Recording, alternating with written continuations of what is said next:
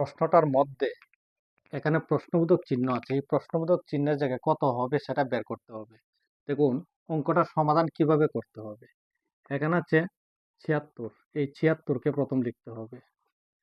তার সঙ্গে যদি আমি 4 প্লাস করি, প্লাস করলে 80 হবে। এখন দেখুন এই 80কে যদি আবার 5 দিয়ে ভাগ করি, ভাগ করলে 16 হবে এই নাম্বারটা। তো এই জায়গাটা যেভাবে ক্যালকুলেশন করেছি বাকিগুলি সেম ভাবে ক্যালকুলেশন করতে হবে। এখানে আছে 56, তাহলে 56 সঙ্গে যদি আমি 4 যোগ করি, যোগফলটা হবে 60। এটাকে আবার ভাগ করতে হবে 5 দিয়ে। তাহলে দেখুন 5 দিয়ে 60কে যদি ভাগ করি, ভাগফলটা হবে 12 এই নাম্বার। এখানে আছে 21, এই 21-এর সঙ্গে আবার 4 যোগ করলে 25 হবে। এটাকে আবার ভাগ করতে হবে 5 দিয়ে। তাহলে 5 দিয়ে 25কে যদি ভাগ করি, ভাগফলটা হবে 5। তাহলে এই প্রশ্নবোধক চিহ্নের জায়গায় আনসারটা হবে এখানে 5।